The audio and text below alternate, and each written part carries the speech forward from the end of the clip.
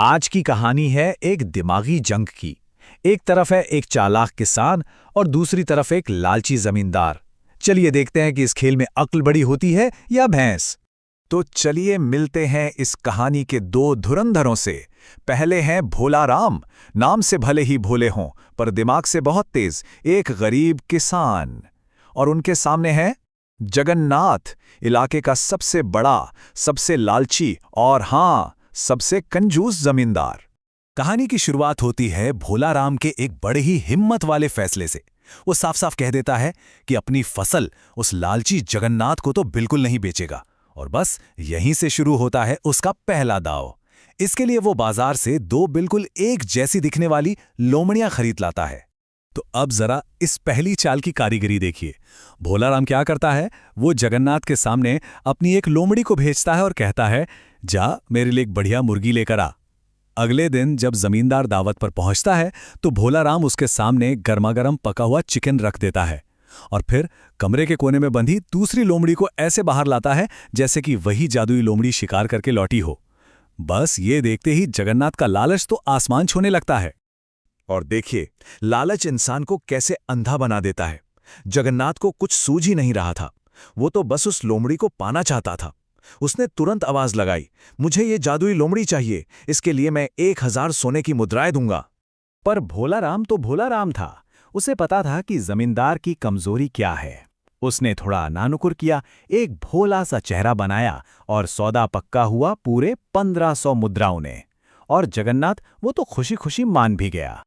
और फिर वही हुआ जिसका सबको अंदाजा था। जगन्नाथ जैसे ही अपने घर पहुंचा, उसने बड़े अरमानों से लोमड़ी को छोड़ा कि जाओ मुर्गी लाओ। और वो लोमड़ी बस 9-2-11 हो गई, फिर कभी नहीं लौटी। तब जाके जमींदार के दिमाग की बत्ती जली कि उसके साथ तो खेल हो गया है। तो एक चाल तो कामयाब रही। अब कहानी आगे बढ़ती है। जाहिर है जगन्नाथ गुस्से से आग बबूला था। उसने भोला राम को पकड़वा लिया, लेकिन उसे यह नहीं पता था कि ऐसा करके वो भोला राम को अपनी अगली और भी जबरदस्त चाल चलने का मौका दे रहा है। तो भोला राम अब जमींदार की कैद में है। उसे एक खंभे से बांधकर जमती हुई ठंड में मरने के लिए छोड़ दिया गया है। माहौल एकदम तनाव से भर गया है। तो क्या ये हमारे चतुर किसान का खेल खत्म है? अरे बिल्कुल नहीं। भोला राम तो आपदा में अवसर ढूंढने वाला था। उसने अपनी सजा को ही एक सौदा बना लिया। ठंड से खुद को बचाने के लिए वो जोर जोर से खंबे को घुमाने लगा। और बस इस मेहनत से उसके शरीर में गर्मी आ गई और उसे पसीना छूटने लगा। अब सोचिए, जगन्नाथ ने जब उसे कड़कड़ाती ठंड में पसीने से तरबतर देखा तो उसकी आंखें फटी की फटी रह गई। भोला राम ने झट से एक और कहानी गढ़ दी। बोला, ये सब मेरी इस चमत्कारी कमीज का कमाल है। ये ऐसी कमीज है जो सर्दियों में गर्म रखती है और गर्मियों में ठंडा। और इस बार जगन्नाथ और बड़ा मूर्ख बना।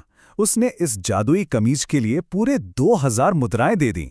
शायद उसका लालच इस बात से और बढ़ गया था कि उसे वो जादू समझना था जिससे वो पहली बार हारा था। और हाँ, नतीजा, वो वही कमीज पहनकर शान से अपने ससुराल गया और वहां ठंड से कांपता रहा। तो 2 बार बेइज्जती होने के बाद जगन्नाथ का गुस्सा 7वें आसमान पर था। उसने तीसरी बार भोला राम को पकड़ा और इस बार उसका इरादा पक्का था, इसे समंदर में डुबोकर इसकी कहानी ही खत्म कर देनी है। लेकिन यहां भोला राम का दिमाग एक बार फिर चलता है। देखिए, उसे एक बोरी में बंद करके समंदर के ठीक ऊपर एक पेड़ से लटका दिया गया। जैसे ही जमींदार खाने के लिए गया, भोला राम ने मौका देखा। पास से एक कुबड़ा आदमी गुजर रहा था और किस्मत देखिए, वो कोई और नहीं बल्कि जमींदार का ससुर लाल किशन ही था। भोला राम ने उसे यकीन दिला दिया कि इस बोरी में कोई जादू है जो उसका कुबड़ ठीक कर देगा। और बस उस बेचारे ने भोला राम से अपनी जगह बदल ली। अब जरा सीन देखिए। कुछ महीने बाद भोला राम ठाठ से गांव वापस लौटता है। जगन्नाथ उसे देखकर हैरान रह जाता है। भोला राम उसे एक ऐसी कहानी सुनाता है कि अरे पूछिए मत। वो कहता है, मैं तो समंदर के राजा का मेहमान बनकर गया था। उनका महल तो सोने, जवाहरात और खूबसूरत अप्सराओं से भरा पड़ा है। ये एक ऐसा झूठ था जो जगन्नाथ जैसे लालची इंसान के लिए ही बनाया गया था। और यही बिछता है आखिरी जाल। तैयारी बहुत सीधी सादी थी पर थी कमाल की।